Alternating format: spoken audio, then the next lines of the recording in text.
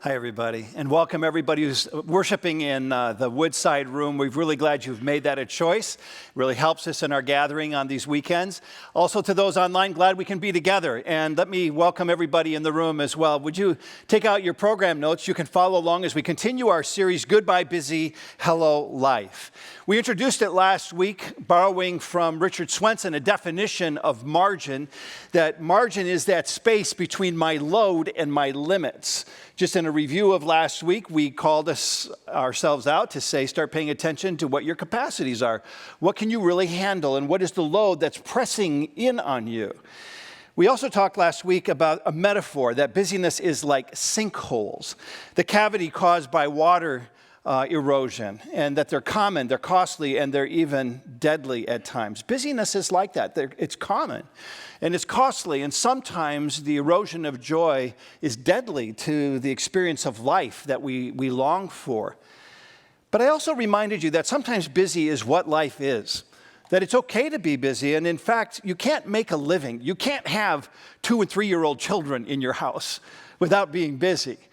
You can't serve and love the needs of others without giving of your life and your time and your energy. Busyness is part of life. Jesus was busy often, so we're not saying that you'll never be busy. You cannot completely avoid busyness, but we can avoid getting stuck in busyness, as we talked about that shade between doable busy and destructive busy, and that's what we want to avoid. And so we find the call is to pay attention to how do we avoid getting stuck in that busy place so we don't act like hamsters. Anybody raise hamsters in your life? I had hamsters when I was in high school. For whatever reason, I liked them a lot. We were in Sioux Falls 2 weeks ago, and we went to a home. Carrie was with me, and we were celebrating my mom's birthday. We did a little tour of all the homes I lived in my junior high and high school years in Sioux Falls, South Dakota. And we went to this home where I had these 3 hamsters, Henry the First, Henry the Second, and Henrietta. And the house has been demolished, but it's an open space of land. And I said out loud to everybody in the car, I wonder if my hamsters are still buried there. Because when they died, I buried them in brute boxes. Do you remember those brute boxes? Incredible caskets. Those little brute boxes are wonderful. I buried them all there, and I was wondering if they were still there. What I think about with those hamsters there, I have no fond affection for them at all in my memory, but what I remember is that they love to get on their hamster wheel between midnight and 6 a.m. in the morning. If you've raised hamsters, that's when they do it. And it's nuts. They don't stop. It's crazy like this. Is this your life, by the way? Just take a look at this little video. That's a hamster wheel. This is what they do. Go for a little ride and slow down. Then they go for a bigger ride. If you continue to watch the video, the hamster actually flies off the wheel. It gets back on again. Is that your life? Does it feel like it's just out of control that way, flying off in crazy, busy kinds of ways? Carrie was on Facebook the other day and shared with me something I really appreciated seeing, because I invited us last week, invited you to start a journal. A digital journal, or get a hard copy journal, whether you're journaling or not in your life, just do it for the 7 weeks. And put as a header on top of your journal, Goodbye Busy, Hello Life. And I was delighted to see from Facebook that there was this exchange of invitations of people who started digital journals and hard copy journals, and they're really taking it seriously, and so am I. And I want to invite you to do the same thing. In my journal this last week, I put 2 questions that I feel I need to give better energy to. And I said last week, getting your lives out of busy stuckness, it requires time. You got to do some deep thinking, which we're going to do today as well. But one of the questions I put is, how many unexpecteds did I deal with today? So every day last week I defined unexpecteds, so things that come to you that you didn't see coming, they weren't part of your day schedule. How many expecteds came to me each day? I was surprised how many there were over the course of the week. Most of them came from email. And I've really never tuned in to how many unexpecteds start to take some of really the best time and energy sometimes of my life, because I just get into it and start moving through it. I said, I've got to manage this better. I need to better steward that reality in my life. There needs to be greater efficiency. At the end of these 7 weeks, I want to see great improvement. So I put at the top of my journal these words to help me, 4 categories to help me deal with my emails in the weeks to come. They might be helpful to you too. Do it, dump it, delegate it, decide right now.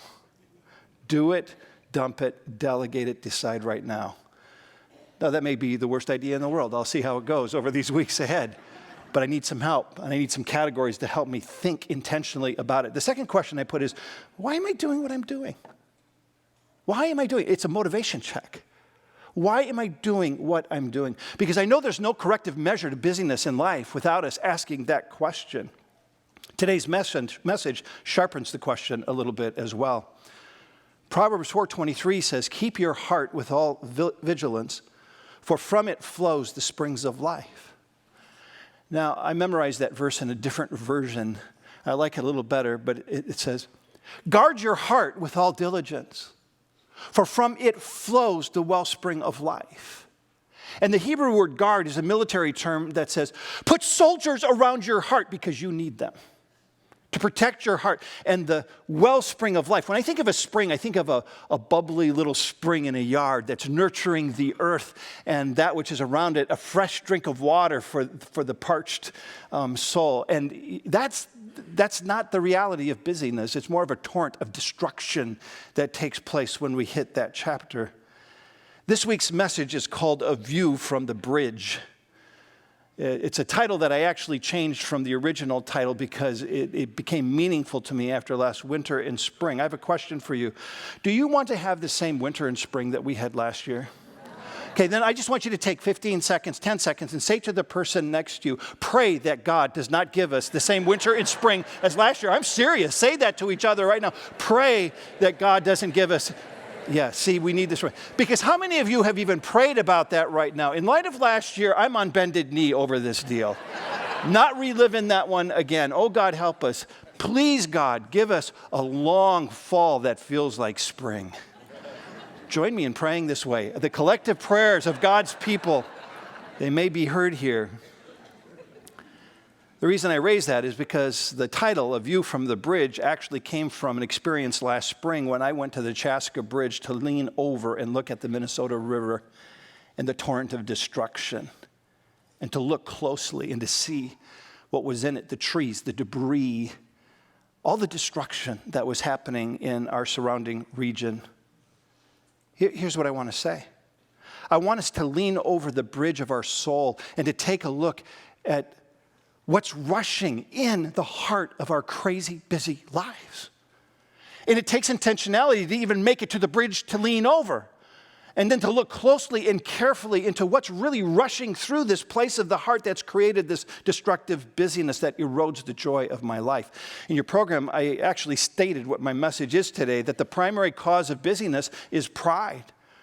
Guard your heart from pride, which fuels the barrenness of busyness. But pride is not always easy to detect, and you know that. Pride blinds us to self-awareness, to God's voice and hearing it. It takes a spirit of humility to lean over the bridge of your soul and to look at what's rushing in your heart, to see the erosion that busyness causes and to see the actual cause of it. But humility is a word we don't use a lot today. It doesn't make a lot of press time, doesn't get a lot of airtime, and in fact, we find there's no reality TV show for the humble. And it's usually stated or not stated as one of the core values of companies. We put all kinds of cool words together to say this is who we are, but when was the last time you saw a core statement of what the existence of a church or a company was that said we're humble? Doesn't get a lot of airtime, but humility is the essential character trait to a well-ordered life. Look at 1 Peter 5b and following. God opposes the proud, but shows favor to the humble. Humble yourselves, therefore, under God's mighty hand, that he may lift you up in due time. Cast all your anxiety on him because he cares for you. Oh, I want to anchor my words today in this powerful little text. In fact, we find the main point of this is be humble and don't be proud. Could leave it there, right? But pride, I believe, fuels some of this crazy busyness. and humility helps us to manage it properly. In fact, we find Peter gives 4 motivators. He gives us 4 incentives in terms of humility here. And I put them actually in your program because I wanted you to take them home and maybe sit on them a little bit. But the first part of 5b, we see the first motivator is God is opposed to the proud. I mean, what would be worse for us in life than to have an all-powerful God be opposed to us? Oh, there's a motivation to be humble. The second part of the verse, God gives favor. He gives grace to the humble. That's an incentive to live a life of humility. What could be better for us in life than to have a good God who treats us with his grace and his favor? How many of you want God's grace and favor just to be lavished on your life? Raise your hand. Oh, be bold in it. I mean, goodness, you're a wise people. We want goodness and grace, don't we? I think of verse 6 here, the third incentive is because God lifts up the humble with his mighty right hand. I'm going to put my own words in here. God lifts up the humble with his mighty right hand to deliver us from all the crazy busyness of our lives. He does. It's a promise when we come to him. In verse 7, a fourth incentive, God cares for the humble. Cast all your cares and anxieties on him because he cares for you. Love this text. It's so simple. It's so clear. Now, I've got to choose to abide in it and receive it and live in it. But it is so clear. And do you see the connection of humility with not being anxious? And we live in a time of heightened anxiety in our culture.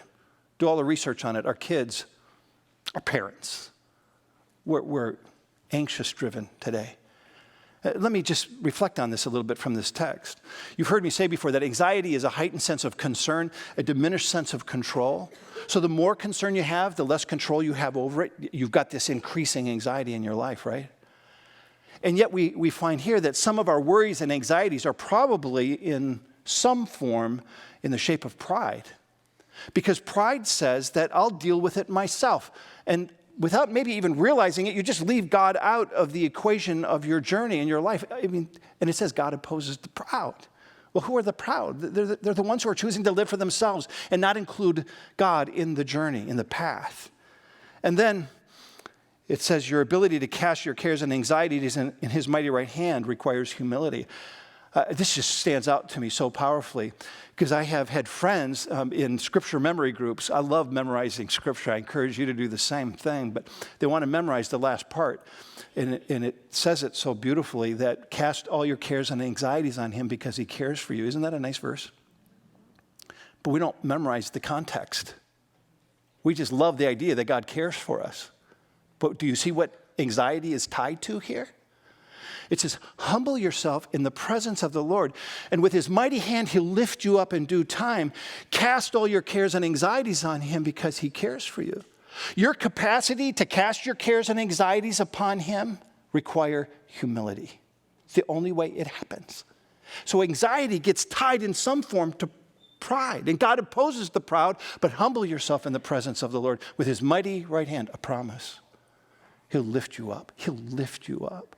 And I think about where some of you are. Some of you came this morning and you're thinking about your week and you're so anxiety-driven already about the week. It's driving you crazy. You got a promise today. His mighty right hand will lift you up. Cast all your cares upon him because he cares for you. It's saying let's be humble so that we can know his favor, so we can experience his mighty right hand lifting us up, so we can know that he cares for us. Feel it. Know that that advocacy is there no matter what we're going through. And if these words take root in us, they will influence the decisions we make and how we choose to live our life. So what is pride, and how does it lead to the barrenness of busyness? And that's what I studied this past week. And pride has many faces. And if you thought coming to church this morning would be like going through a drive-through and picking up your Egg McMuffin and flying off, you're going to be surprised today. I wrestled this week and looked at pride and saw so many faces to it. It was a bit overwhelming, in fact. I chose 6 of the faces of it. This is what I want to invite you to do. I know it's early in the morning. Some of you were up way too late last night, but I'm glad you came anyway. But would you think deeply with me today? I think the resolve to this requires deep thinking and understanding the power of pride in our lives. Humility is the opposite of each of these 6 biblical statements or observations about pride. I found 12 clear ones, but I cut them down to 6 for this morning's message. And I want you to follow along as we walk through each of them, but I put them in the form of an assessment since we're trying to move out of a busy life, saying goodbye to it, the destructive busyness, and to say hello to new biblical rhythms of life. So I put it in a statement that you could use as an assessment. You can either say true or false, that's me, or you could just check the box to say these 2 boxes are part of my pride issue. And if you don't have any boxes checked at the end of it, you may have a pride issue. Just saying, I don't judge the heart. You have to go before the Lord with that, but here's the fuel. So I'm crazy busy, so why am I doing what I'm doing? Number 1, I'm self-satisfied. Pride is being satisfied with yourself, with your situation in life, your circumstances. You're filled up with life, so much so you say, man, can't get any better than this, but without realizing it, perhaps have you left God out of the equation of your journey? You're satisfied in life. You don't need God. Hosea 13:4 says, "But I have been the Lord your God ever since you came out of Egypt. I cared for you in the wilderness, in the land of burning heat. When I fed them, they were satisfied. When they were satisfied, they became proud. Then they forgot me." Isn't it so clear what happens to us here? When our life is good and when we have what we need to live, we get satisfied, potentially vulnerable, and we can become proud. And proud here means, in application, we forget God. That's what he says. But God is the giver of all that satisfies, right? God is the giver of all that satisfies. All that we have and all that we are has come from him. He is the source. He is the one who gives us the bread of life, the sustenance that we long for. And when we're satisfied, we get busy with life. And subconsciously sometimes, intentionally sometimes, we leave God out of the equation. We just don't feel the need for him right now because everything's going okay. And then in the time of need, we're on bended knee. Oh, God, help me, help me, help me. But he's the giver. And every time, true or false. So is your daily need satisfied so that you forget God? Is that you? You forget to thank him or to lean into him or to allow the busyness of your life just to exclude him? That's pride. And closely related to this is number 2, I'm self-sufficient and self-reliant. In other words, I'm crazy busy. I do what I do because I can do it. And I don't need anyone's help to come alongside of me. Thank you very much. In fact, Moses warns the people of God about what happens when they get to the promised land. He knew what would take place in Deuteronomy 8, verse 11. "Be careful that you do not forget the Lord your God, failing to observe his commands. Otherwise, when you eat and are satisfied, when you build fine houses and settle down, when your herds and your flocks grow large and your silver and gold increase and all you have is multiplied, then your heart will become proud and you will forget the Lord your God, who brought you out of Egypt, out of the land of slavery. And you may say to yourself," listen to this, "my power and the strength of my hands have produced this wealth for me." These are the words of the Bible. Now, let me give you a corollary. These are the words from the Star Tribune, from a guest editor a few years ago. And I read these words and I thought, oh my, listen. "There are some who naively cling to the nostalgic memory of God. The average churchgoer takes a few hours out of the week to experience the sacred, but the rest of the time he is immersed in a society that no longer acknowledges God as an omniscient and omnipotent force to be loved and worshiped. Today, listen, we are too sophisticated for God. We can stand on our own. We are prepared and ready to choose and define our own existence." That's the backdrop to the world we're living in today. And it's a dangerous place to be because it elevates pride. When we believe we're self-sufficient and self-reliant, we make what we have and we make what we do about us and not about God, and that's pride. And so when God goes away from our lives, so does humility. Do we even have a rationale for humility without God? Take God out of your life, pride increases, and we define our own existence. I connect this to busyness, our theme today, and I think about it. You work to earn, you earn to eat, and you earn to get things. And yes, God made us to work, allowed us to earn, allowed us to see the fruit of our labor. But without even noticing it, we can get stuck in busy because all of a sudden we want more. So we work more to earn more, so we can eat more and have more. We're the hamster. Without even realizing how foolish our lives look, we're ready to be flown out of the hamster wheel. We define our own existence saying, look what I did, look what I got, look what I can do, so we can get more. When God is neglected, the runner-up God takes his place. Who's the runner-up God? Me, self, mankind. True or false? Are you crazy busy because you are trying to earn more to get more? And you say, as we have heard, my power and the strength of my hands have produced this wealth for me. That's pride. And we will succumb to a life of profound busyness. Number 3, I'm not very teachable. This is a good one for us. I'm crazy busy. I do what I do because I'm stubborn. I don't listen to people. You think about it. I'm going to do what I want to do when I want to do it because I can. And it's interesting because usually in a life that's really on the brink of being out of control, busy, often our friends, our family members, we have them in our lives, they're close to us, and they encourage us to slow down. They find ways. They send you a note. They give you a call. They think there might be another way, and they offer suggestions about other ways or whether people could come alongside and help you in this time of need. They give advice to encourage a better paced life, just like God. We talked last week about God promptings, that God prompts us concerning what he wants, those biblical rhythms. But when we're so busy, we don't hear those promptings. And sometimes when people whom we see and touch, sometimes every day, give their advice to us, we don't listen to them either. And we continue on that crazy track. Jeremiah 13:9 says, I will ruin the pride of Judah and the great pride of Jerusalem. These wicked people who refuse to listen to my words, who follow the stubbornness of their hearts. Pride just stubbornly refuses to be taught the way of God or the wisdom of other people that come alongside of us, because what is right, the standard of right is us, me, myself, and I. And I live in that place, not God's way or anyone else's way. This is what I'm choosing to do. So, true or false? I'm crazy busy because I want to do things my way and don't take time to listen to the counsel of God or others to find a better way. And I know there's some spouse going like this because yesterday I said to you. It's a GP, God prompting. Number 4, I like to take credit for what God does. I'm crazy busy. I do what I do because I want praise and I want the credit.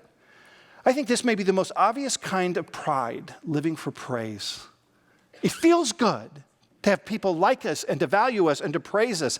And a vivid illustration of taking credit for what God does is Nebuchadnezzar, the king of Babylon. Listen to his words. Wow. Daniel 4, verse 30.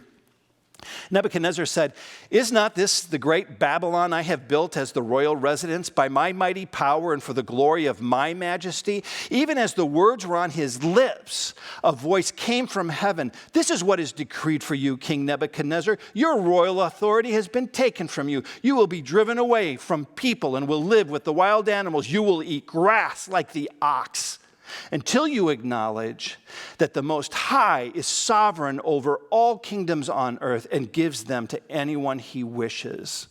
Wow, there's our verse. God opposes the proud. He gives grace and favor to the humble.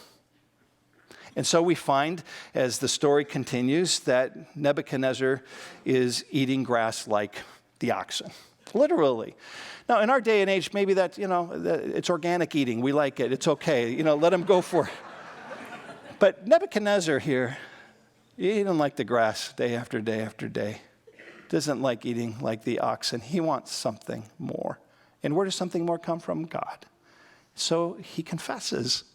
King Nebuchadnezzar confesses to God, and God restores him in Daniel 4:37. Now I, Nebuchadnezzar, praise and exalt and glorify the King of heaven, because everything he does is right and all his ways are just. And those who walk in pride, he is able to humble. Have you been humbled in prideful places and God just, brings you to your knees? I think a tributary of this principle is people pleasing. that people-pleasing is a cause for busyness. And sometimes we say yes to do things, even if it makes our lives crazy busy. It's for several reasons. Maybe it's the right thing to do. It's really going to help a person out. That's not related to pride. That's just, I'm going to inconvenience my life and let it get a bit over the top for a time because I feel a need to come alongside and help this person. That could be really a good motivation, not a shadowed one. But also it could be because it's the thing I do because I'm afraid that I'm going to disappoint the person if I say no. How many times do you say yes because you're fearful of disappointing somebody in your life? And it contributes to your crazy life. That's connected to pride. Or you say yes to get the praise for doing it or to get credit for doing it because something deep within you wants to be valued and treasured and prized. Maybe you didn't get it from your dad and you didn't get it from your mom or you didn't get it from a coach or you didn't get it from your friend and that need is so great you just say yes, yes, yes, and your life gets crazy busy because you're looking for validation. That's connected to pride. True or false? Sometimes you get crazy busy because you want praise, credit, validation. You just want to be wanted. Number 5. Did I tell you you had to think deeply with me? Kind of a serious message, isn't it? But it's a good message that gives us the corrective that we need. Look at number 5. I have proved myself and like the accolades of my position. I'm crazy busy. I do what I do because I like to be made much of and will work and work to prove myself worthy of honor. You know, Jesus indicted spiritual leaders. I'll put an emphasis on that, spiritual leaders, for this very quality in Jerusalem. In Matthew 23:6, they love the place of honor at banquets and the most important seats in the synagogues. They love to be greeted with respect in the marketplace and to be called rabbi by others.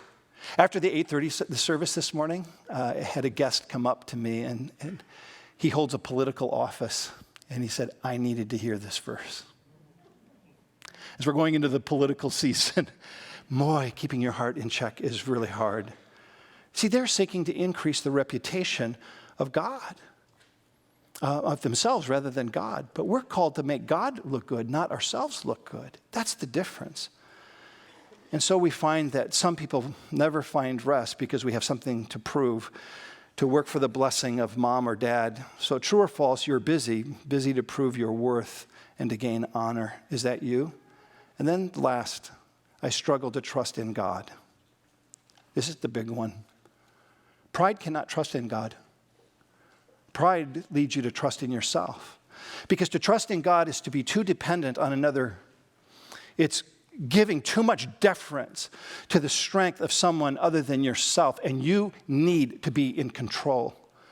But trusting God is the heartbeat of humility, which is the opposite of pride. Proverbs 28:25. Look at the contrast. An arrogant man stirs up strife, but he who trusts in the Lord will prosper. When it comes to busyness, the strife that gets stirred up usually is the strife within myself and the strife that I create in relationships that count the most in my closest sphere of influence. And I tip people upside down because of the choices that I make. And of course, I'm using the pronoun I, reflecting you, we do these things. And so we find that when it comes to busyness, the strife on the inside and with relationships is something we have to pay attention to because it creates an imagined sense of security when we think we're in control. It's just a false picture of it. But along the way, your insides get anxious and your relationships get unsettled. Some forms of anxiety, friends, find their root in pride. Many of them do. But here again, the word. God opposes the proud. Humble yourself in the presence of the Lord, and with his mighty hand, he'll lift you up in due time. Cast all your cares and anxieties on him because he cares for you. And I know a lot of you. And right now, a lot of you have so much anxiety in your life and so much worry in your life, and you're doing the best you can to deal with it, but pride keeps you from releasing it to the trust of the Lord. So before we close in prayer and before we stand and give thanks to God for his provision in our lives, Let's offer ourselves to him and trust in the Lord. As Rishi shared in his faith story, if you have never trusted Jesus Christ as the Lord of your life and the Savior of your life, I would say today, in this hour, in this moment, you would say, Lord, I am a prideful person. I've lived away from you. I want to humbly come and offer myself to you and ask for forgiveness and receive life today and for eternity.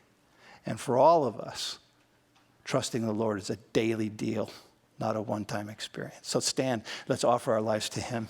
Thanks, Father, for goodness and grace every day and in every possible way.